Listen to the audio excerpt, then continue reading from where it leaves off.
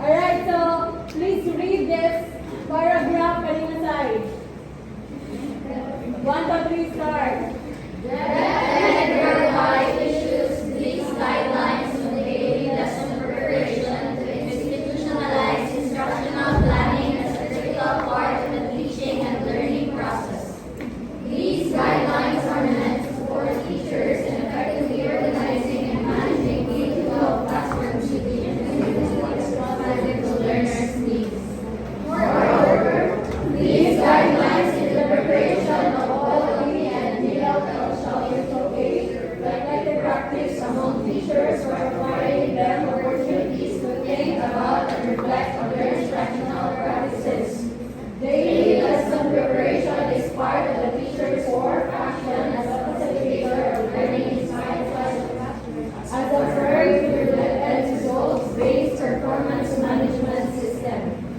Well-prepared and well-planned lessons are fundamental to ensuring the delivery of quality teaching and learning. Alright, so it answer everything. So, kung sa tupungan na diri sa Republic Act, no?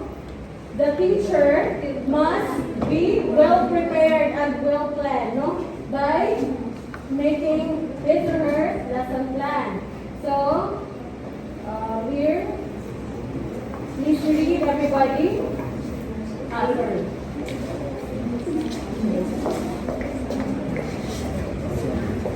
One, okay, ready, three. Article 4, Section 2. Article 4, Section 2 of the Code of Ethics for Professional Teachers, adopted in 1997 through Board Resolution number 435 by the Board of Professional Teachers. Every teacher shall uphold the highest standards of quality education, shall make the best preparations for the career of teaching, and shall be at his best at all times in the practice of his profession. Alright. Namoy ko, ano po na? Nabubag, right? So, the teacher must be what? Prepared. What else? The teacher must be the high standard. You are the model, the role model itself to your students. Alright, so must promote. Alright, so as a future educator, we have to know what we should bring, what we should do in the classroom. So, see for it, say for it, ha? Okay. So, there is the military. When there is a war, what arm should he or she bring? Huh? Gun. No? Gun. No? And gun is useless without? Perfect. So the teacher will bring a gun. The teacher, yes, if you are planning for you're planning for your lesson tomorrow, so that will mean that you are prepared. What else? You know the lesson that you are going to teach to your children, your students. Am I right? Yes. So, other from that, GED Order number 42, series of 2016. Kindly read, everybody. This order provides the guidelines in the preparation of daily lesson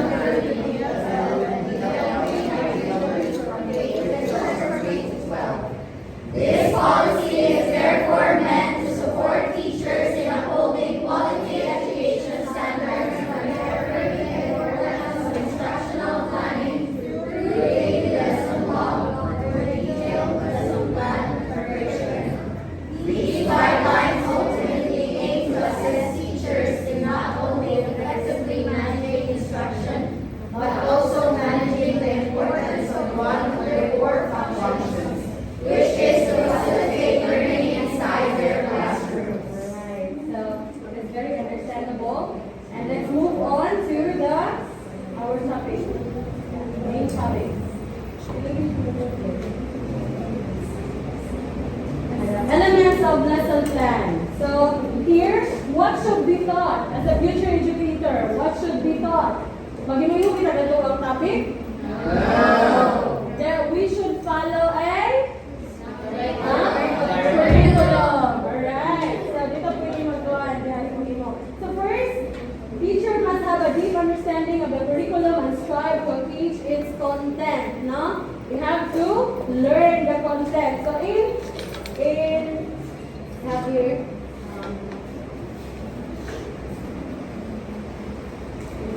Alright, so there is an example here. The content standards, the performance standards. Maybe this is the reference of the kanong sa lesson plan ni Jem. Wala na. So, alright, so this is the reference and yes, you can. Content standard, performance standard. Money ang reference o yung side reference gani. Money ang content standard and performance standard. Nabi na siya. So, okay lang mga.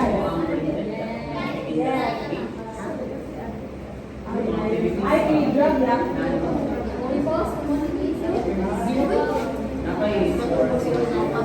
Okay. So please read the content standards. What should Content standards. the essential knowledge that students need to learn? These cover a specified scope of sequential topics within each learning strand, domain, theme, or component. Alright. What do you mean by content standard? Essential knowledge. Perfect. Oy, dili ano yung namino? Dili wala dyan namino. It's so sad. Alright,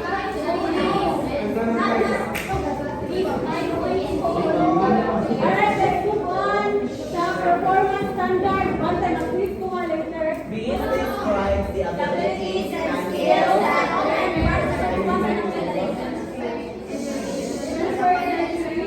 They answer the following question. What can learners do? what they do. How well must learners do their work? How will we So, as a okay, so what can learners do with what they know? So in performance standards, basically it entails something like naglihok ang bata, for example, writing. No? Di pa writing yung bata, di pa story yung sa tubangan, mauna siya ang performance standard. No? Gets? Yes. For example here, the student uses the action word in front of the class through through an activity or through a role play, something like that. Alright, so ano siya ang performance from the word itself, performance. Alright, very good children.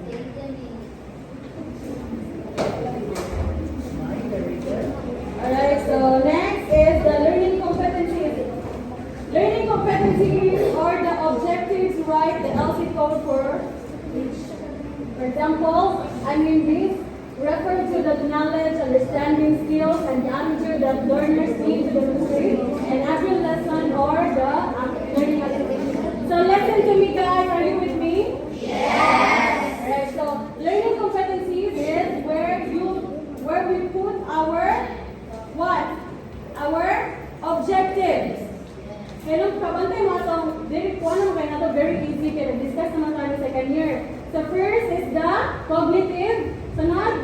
affective, Sunod? Psychomotor. Diha na ibutang sa learning competencies ang kanang dili siya pwede ibutang sa content standard or performance standard. Ano di siya sa learning competencies with the curriculum makatungkol.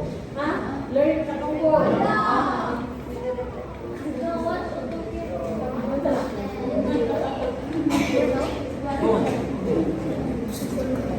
Okay, bahala na siya padayon nila. Yes. Okay, how should be the lesson taught? No? The teacher can predict which part of the lesson learner will have difficulty understanding. So the teacher must know what are the weaknesses or the strengths of the student. No? In his or her lesson plan, he or she should determine what specific curriculum na iyang i-implement. Hindi siya pwede mag-deploy ang curriculum na lisuran ng estudyante, right? Sagot mo? Yes. Yeah. But we are teaching nowadays matatag curriculum in which they are pursuing spiral what? Progression. No, from very basic up until the complex. Mona Sharon. So next is the teacher can explore utilizing different instructional strategies. What are the strategies that the teacher might implement in the field? For example, the student really want to sing. Kung may curriculum na imuang ikuan, implement. Or they really like to draw. Someone. No? So you try to find out with that. Okay. So next we have. Dili siya ma-okay? Or no?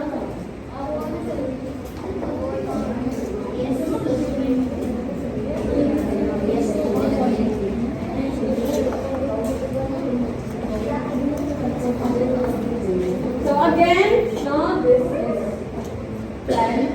Alright, so again, what are the strategies? Give me example of the strategies that the teacher might implement in her classroom. Yeah. Integrating technology. What else? Using technology using games or technology like watching videos. Namo na siya ibutang dito sa muhang lesson plan. Since we are alright, so I have here an example of detailed lesson plan. Ano? Yes, weekly lang siya. But I will give a copy para ma-warning you. But naabot mo dili ka, sa dili kayo na disconnect ang laptop niyo. So,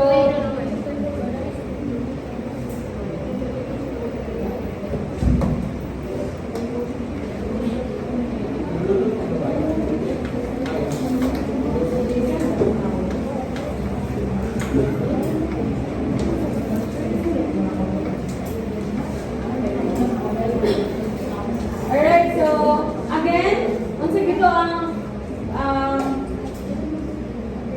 what is the content standard?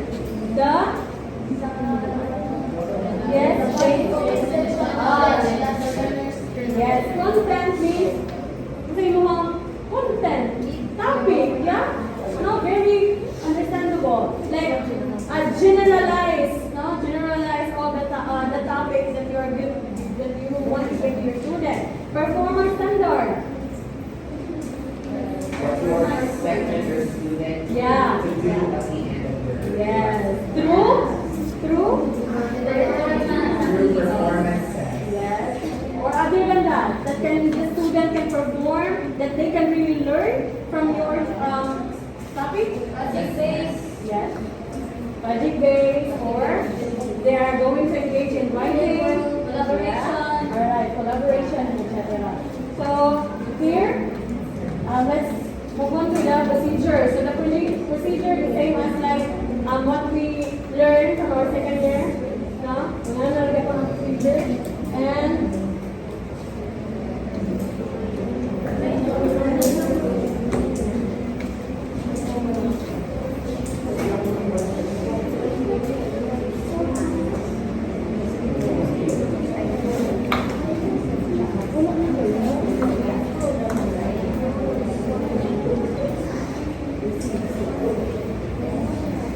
so how should learning be assessed? Huh? What? Yeah, correct. Assessment of what? Be specific.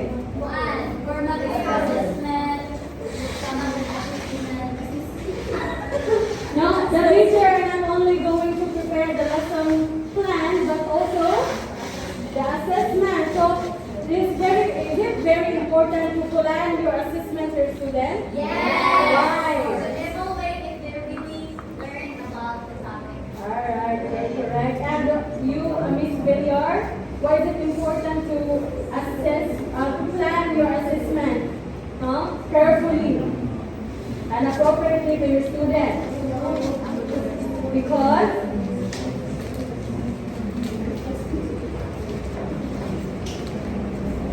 alright, no? So in addition,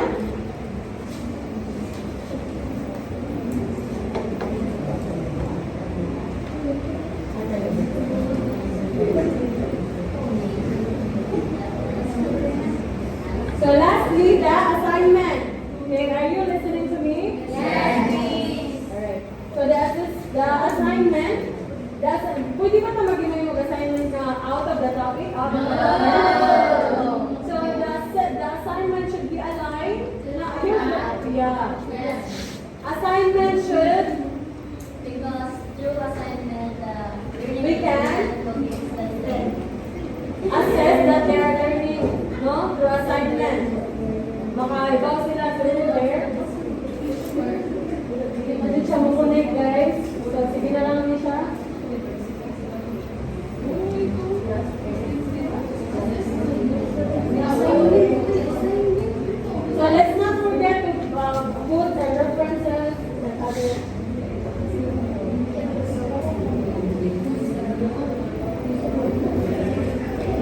Okay, I think I already mentioned everything in the lesson plan, detailed lesson plan of the Department of Education. So we must not forget this because in the future, are you listening to me? Yes. In the future, we will be teaching this ed. So it is very important to us to learn to know how to make the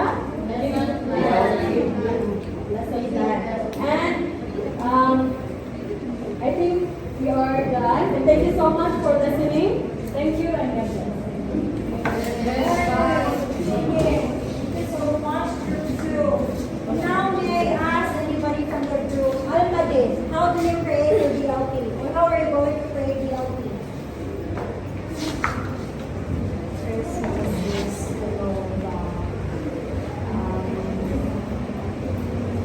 to know the three what?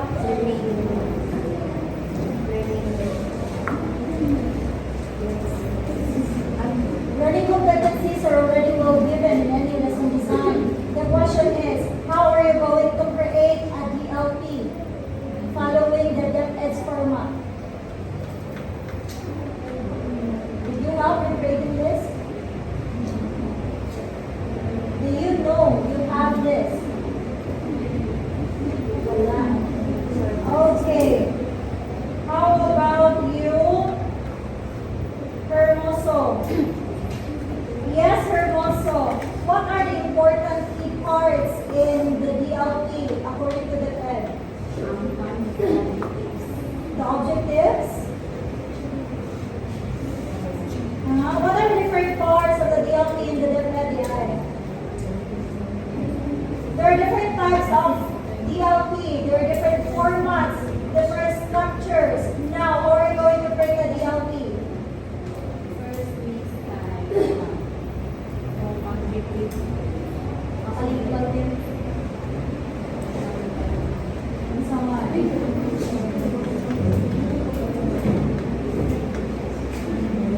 Yes, Muhammad.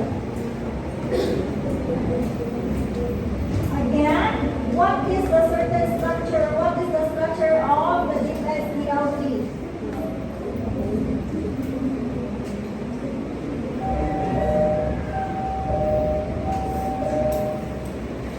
Laurente.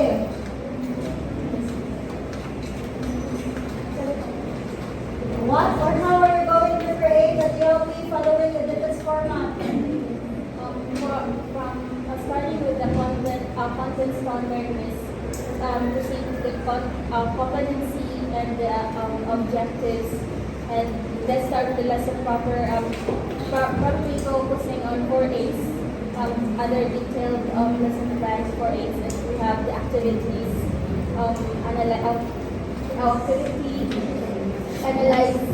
analysis, abstract, and assessment. Then we have the assignment number 1.